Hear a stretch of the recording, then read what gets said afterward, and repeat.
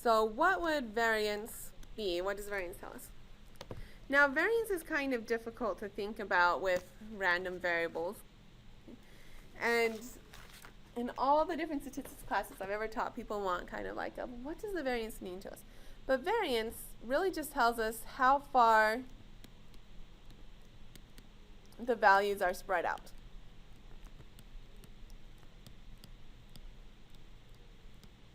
Okay. And if I tell you something has a variance of 10, it probably doesn't mean anything to you. But what it does mean is you can compare two different distributions. So if I had a distribution like this and a distribution like that, okay, which one is more spread out? Okay, the second one. And so this one has a bigger variance. And this one has a small variance. What's the point of standard deviation? Okay. And so variance and standard deviation, well, they're related directly because standard deviation is just the square root of variance. So if you know variance, you can always find standard deviation and vice versa. In my mind, the biggest reason they have standard deviation is because it has the same units as what you start with. If you're doing something the same money, variance will have units of dollar squared, and that just makes no sense. So they said, well, let's just take the square root, and then you get rid of that problem. Okay? So variance is what you start with because it makes sense to have this formula where everything is squared, and so you'd have to start with variance. But then they didn't like those squared units, and so they said, let's take the square root and get to the standard deviation, and that problem goes away. In my mind, that's the reason we have two of them. Okay? Now, standard deviation is just a different way to tell you how far apart the values are. And so you could also look at this one and say it has a bigger variance, and it also has a bigger standard deviation. So you can tell looking at the curves how far apart they're spread. What if I gave you data values? Like, let's say these were exam scores of 15, 15, 16, 17, and 17. Okay, so that's one set of exam scores. And the other set is like 1, 2, 15, 25, and 30. Okay. So which set are those two? Probably both have a mean of about 15, 16. The average is about the same, but are those the same data sets? No, right? One is much more spread out. Okay, and so this one has, again, that bigger variance and also bigger standard deviation.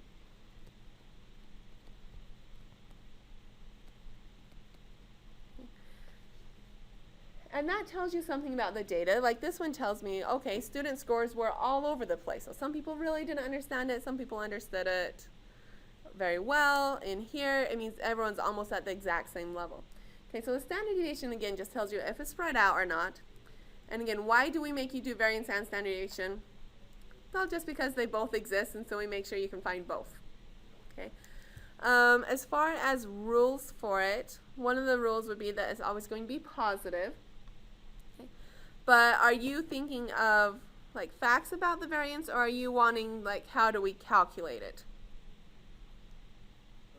I think it was like the last problem on like chapter 2 or something. Oh, the last ones with those like combinations and stuff. Like 2.6, I think.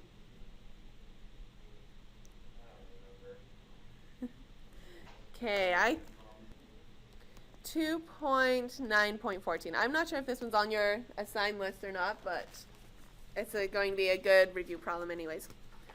Something like this will be on the exam, so. 2.9.14. Okay, it tells us Nancy and Tom have to take a bus ride. Let's see, the time taken by a bus for the specified journey has an expectation of 87 minutes and a standard deviation of 3 minutes. So the expected value equals 0.87 and the standard deviation equals 3. Okay. Let's see, the time taken by different buses are independent of each other. So that's useful to know that it's all independent. Okay. Let's see, and I wrote X there. And then the textbook actually tries to define X, but let's just keep with what I have written here. We want to look at the sum. Let's now look at the sum of time Nancy spends on bus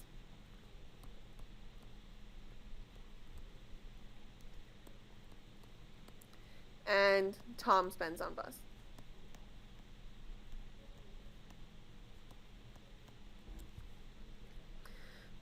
And this is actually a really good problem, okay, because it has a part A and B to illuminate some special points here.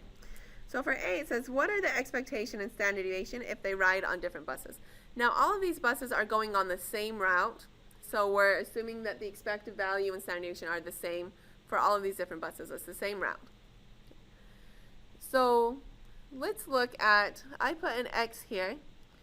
We'll go ahead and change that to an XI because it's going to be different for each bus. And if Tom and Nancy are on different buses, then the total would be X for Nancy plus the ride for Tom, right? We'd have two different X values, and we'd add them together to get our total. Now, I probably would have picked a different value than doing lots of X's, but that's what our textbook did. So basically, we're adding up the time that Nancy spends and the time that Tom spends. So if I want to find the expected value for the total time, well, that's really the expected value for the route that Nancy goes on plus the route that Tom goes on. And our expected value rules say that you can just look at each expected value differently. So expected value of xn plus expected value of xt. So expected values are really easy. You just look at each one separately. Now, the expected value for any of the routes was supposed to be 0.87. So 0.87 plus 0.87 is 1.74.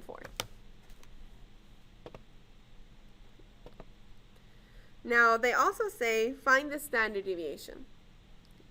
Now, in all of these problems, we never know any formulas for standard deviation. All of our formulas come in variance. So let's come back up and make ourselves a little note. If the standard value or standard deviation for any one is 3, then that means the variance of any xi value had to be 3 squared or 9. So now let's find the variance of x as our total, or we're looking for the variance of Nancy's route plus Tom's route. Now, our variance formula says as long as your variables are independent, which they said they are, you can just look at the variance of each one separately.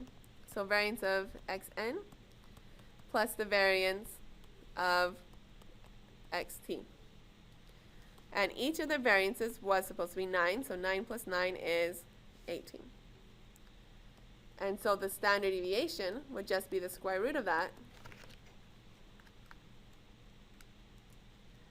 So we get 4.24.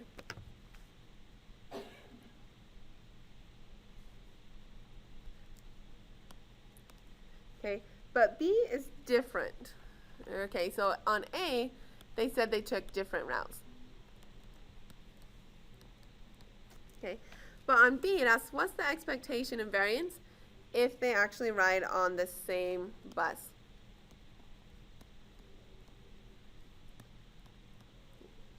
So this might seem like it would make a difference. This is kind of a small technicality. If we rode on different routes, then they're going to have different times, right? If they ride on the same route, on the same bus, sorry, these are all same routes but different buses. Okay, if they ride on the same bus, are their times going to be different? Okay, their time would have to be exactly the same. So we don't actually need two different random variables because it's going to be the exact same. Instead, we would times it by 2. And so in this case, our total time is going to be 2 times one of the individual ones. And I'll just say it's Nancy. The reason it's just times 2 is because they're both on the exact same bus. So we don't have two different numbers added together. We just have one number times 2. And let's see what difference that makes when we use all of our rules. So the expected value of x is really the expected value of 2 times We just did 2 times Nancy's route. Now what happens to the 2 inside an expected value? It just comes straight out, right? So we just have 2 times the expected value of Nancy's route. So 2 times the expected value of Nancy's route, which all of the expected values were 87 minutes. Oh. I just realized, sorry guys, I wrote down 0.87. It's not a point, it's just 87. Sorry, change that. It's 87 minutes. That would have been a really short bus ride. So 87 minutes.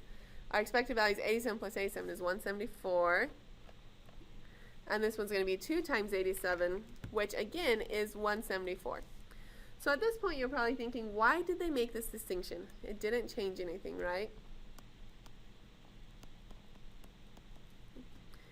And the variance, well, that will be the variance of 2 times xn. Okay, so now when you look at that 2, what happens to a 2 inside a variance?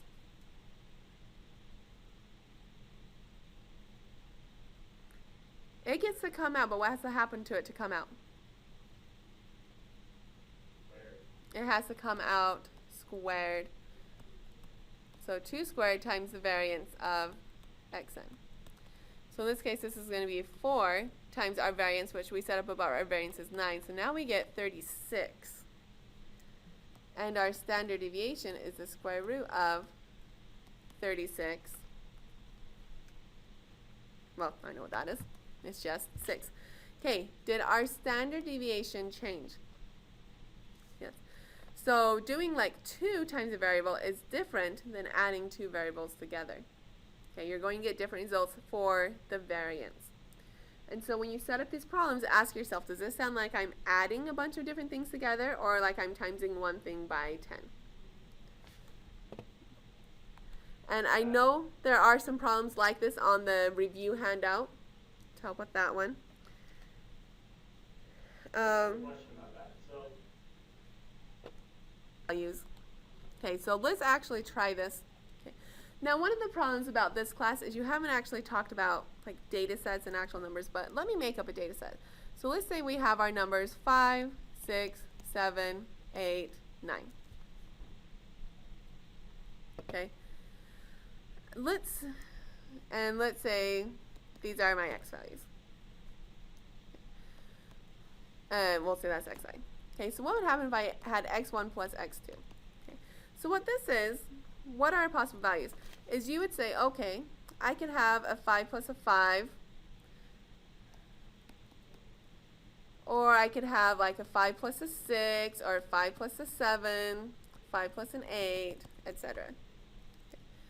But 2 times x1 would be 2 times 5, 2 times 6, 2 times 7, 2 times 8, 2 times 9. Now, are you going to get the exact same data sets on these?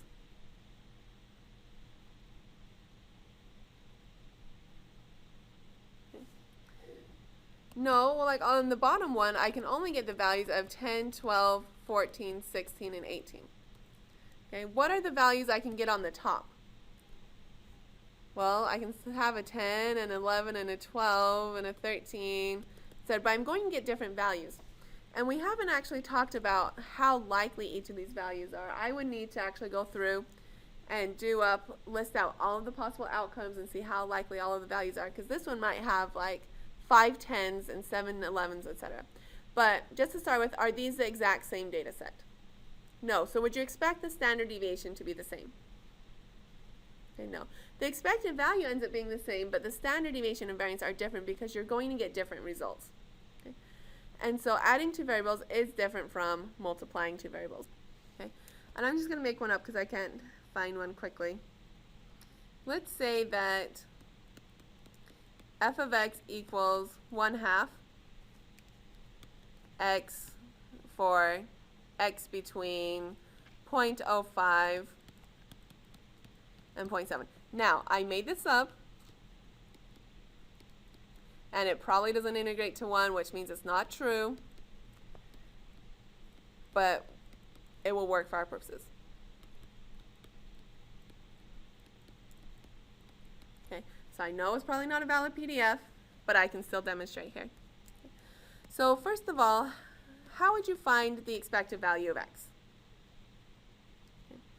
If I asked you to find the expected value of x, you would integrate from 0.05 to 0.7 x times your PDF of 1/2 x dx. Right? You just put in x and then you put in your PDF. What if I asked you to find the expected value of x squared? What would you do? You do the exact same integration, but instead you're going to put in an x squared times your PDF.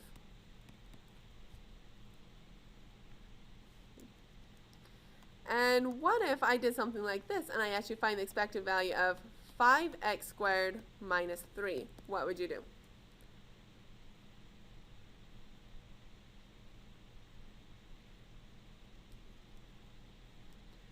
You would do the exact same integration, but now we put in 5x squared minus 3 and times that by your PDF. So if it's kind of the general thing where they gave you PDF, finding all of these different expected values are super easy because you just plug it straight in. On this problem, now how would you find the variance?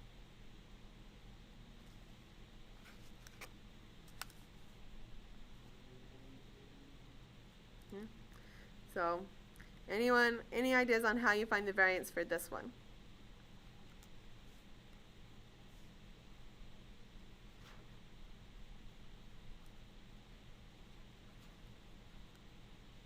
Well, like minus 3 doesn't matter, right? You just get rid of that. Then you have to square the 5 and find variance x squared, I guess. Okay. Oh, if I asked you to find the variance of 5x squared minus 3? Okay, that would be true. I was actually just going to start with the variance of x, and then we could go on to what you were saying.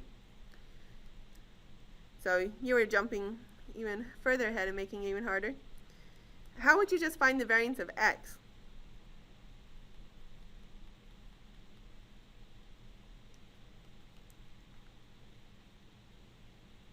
Okay. Well, let's see. First, we'd find the expected value of x, and I put this in my calculator and I got 0.057. Then I'd find the expected value of x squared,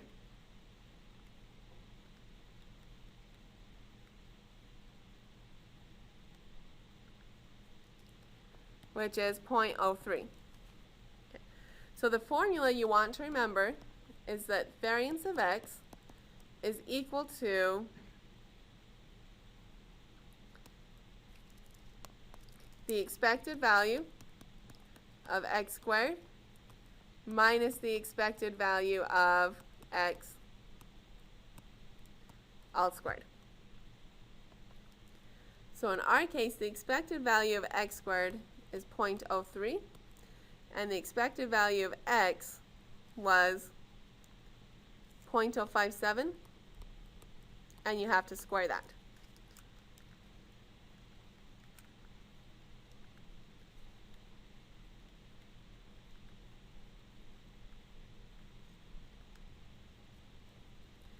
So my variance is 0.0267.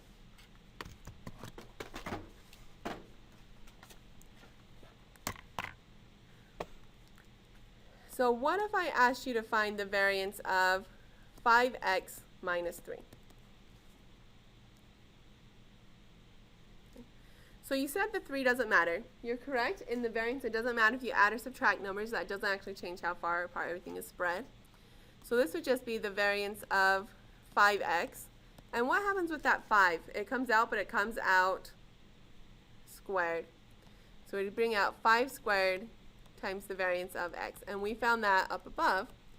So 5 squared, and that variance is 0.0267.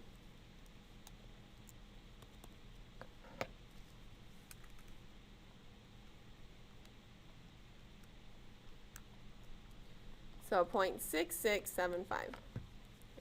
So there's some different examples of what you do with your variance. So we're going to roll 2 3-sided dice and look at the sum.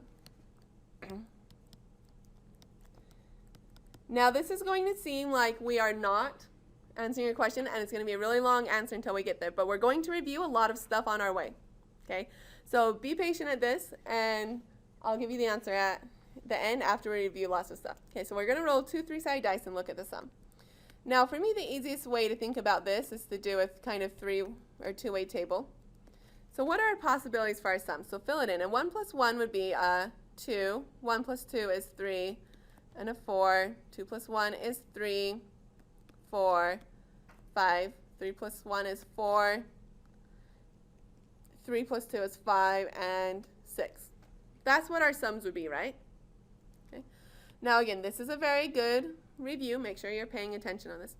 So I would say something like, what are our possible values of x? And then we'll look at our probability. So what am I finding here? If I do this, if I find my values of x and my probability, that would be finding a probability mass function. So my values of x, I can have a 2, a 3, a 4, a 5, and a 6. So the probability of getting that 2, how many 2's are there? There's just 1, and there's a total of 9. But for the 3, there's 2 of those out of 9. For the 4, there's 3 out of 9. 5 is 2 out of 9, and 6 is 1 out of 9. So I just found a nice PMF.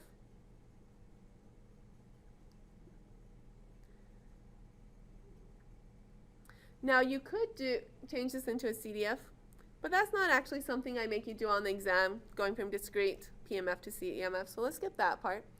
But let's find the expected value. Okay, so this is a good review. How do you find the expected value of something like this? You sum up and you take each xi value times each probability value. So we'll do 2 times 1/9 plus 3 times 2/9 plus 4 times 3/9 plus 5 times 2/9 plus 6 times 1/9,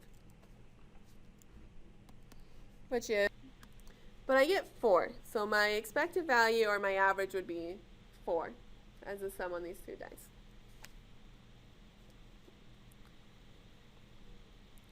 Now, how would you find the variance? To find the variance, you first find the expected value of x squared. And to do that, you just do each xi value squared times its probability. So you're going to do 2 squared times 1/9 plus 3 squared times 2/9 plus 4 squared times 3/9 plus 5 squared times 2/9 plus 6 squared times 1/9.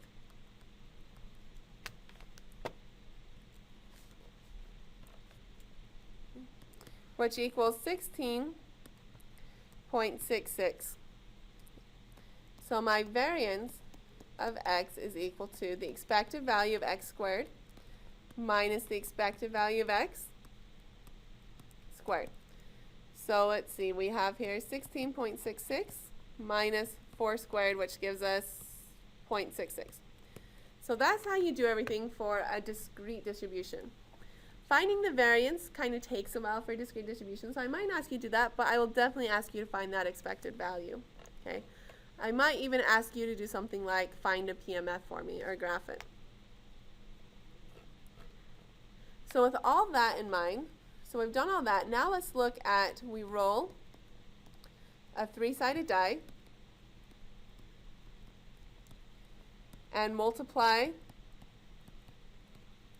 by 2.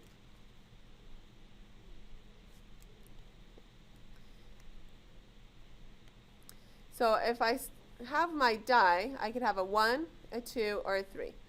And then my die times 2 is going to be 2, 4, 6. Do I have any other possible values? Are all of these values equally likely? Okay, so here's my values of x. Here's the probability. So I have 2, 4, and 6. And they each have a probability of 1/3. Does this PMF seem quite different from this PMF? Are those numbers different? Okay. Should the variance be different? Do they seem more or less spread out? Okay. And so this is a very different data set. You're going to expect a very different variance. So again, here's our PMF. So expected value of x is going to be 2 times 1/3 plus 4 times 1/3 plus 6 times 1/3, which gives me 4. So notice our expected values don't actually change. But now let's find the expected value of x squared. So 2 squared times 1/3 plus 4 squared times 1/3 plus 6 squared times 1/3 equals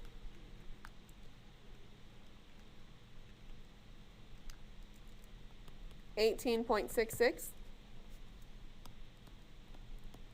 And so my variance is my 18.66 minus 4 squared, which is 2.66. Okay, notice that variance is quite a bit different, 0.66 to 2.66. Okay, now as far as whether or not you understand, whether you can wrap your mind around, oh, but it still seems like it should be exactly the same, the difference is it's not. When you're adding things, you're going to get a lot more values kind of in the middle, and getting more values in the middle kind of actually turns out to lower your variance. Whereas if you just multiply by 2, there's less values, but they're more spread out. Okay, so the 2 is actually further from the average of 4 than like a 3 is, and 6 is further from the average than a 5 is. And so adding 2 or multiplying by 2 makes quite a big difference in your variance. And at that point, we'll go ahead and stop on that line of questioning, and if it still doesn't make sense, just chalk it up to one of those weird phenomenon.